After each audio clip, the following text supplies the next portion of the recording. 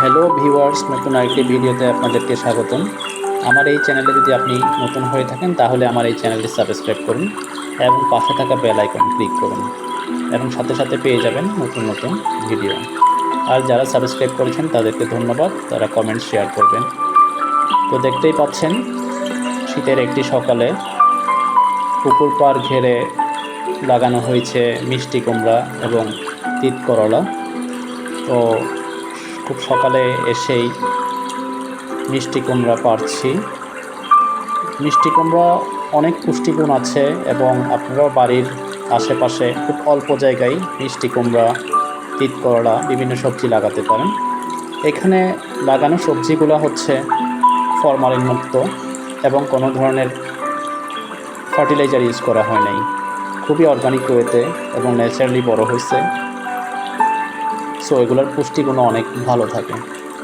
তো দেখতেই পাচ্ছেন মিষ্টি কুমড়া পারছি। মিষ্টি কুমড়া মূলত উৎপত্তিস্থল আমেরিকা কিংবা দক্ষিণ আমেরিকায় উত্তরাংশ অনেকে বলে থাকে। মিষ্টি কুমড়ার অনেক পুষ্টিগুণ রয়েছে। মিষ্টি কুমড়াতে বিশেষ করে আমাদের দেশে শীতকালে প্রচুর মিষ্টি কুমড়া পাওয়া যায়। মিষ্টি কুমড়াতে রয়েছে ভিটামিন এ, সি, ফাইবার ও পটাশিয়াম সমৃদ্ধ। মিষ্টি কুমড়া খেলে বাড়ে শরীরের রোগ প্রতিরোধ ক্ষমতা। মিষ্টি কুমড়া প্রচুর ফাইবার জাতীয়, তাই হজমে খুব সহায়ক। মিষ্টি কুমড়াতে রয়েছে ম্যাগনেসিয়াম। মিষ্টি কুমড়াতে কার্বোহাইড্রেট, ম্যাগনেসিয়াম, পটাশিয়াম, আয়রন ইত্যাদি আছে। এছাড়া মিষ্টি কুমড়াতে বীজ খেলে অনেক পুষ্টিগুণ পাওয়া যায়। বিশেষ করে যাদের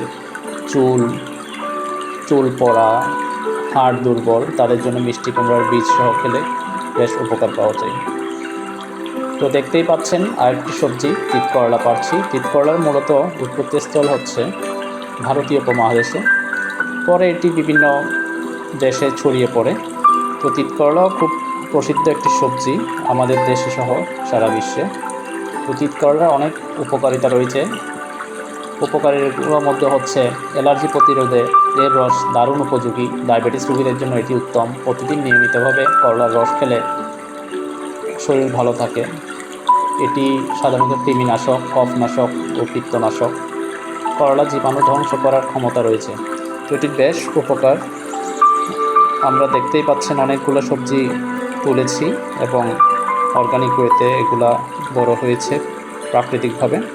তো আপনারাও বাড়ির আশেপাশে চাইলেই এরকম সবজি বাগান করতে পারেন। সো আমার এই ভিডিওগুলো আপনারা দেখবেন এবং পুষ্টিগুণ সম্পর্কে অনেক কিছু তথ্য পাবেন। সো সবাইকে ধন্যবাদ ভিডিওগুলো দেখার জন্য এবং নতুন ভিডিও পেতে পাশেই থাকুন। Thanks for watching this video.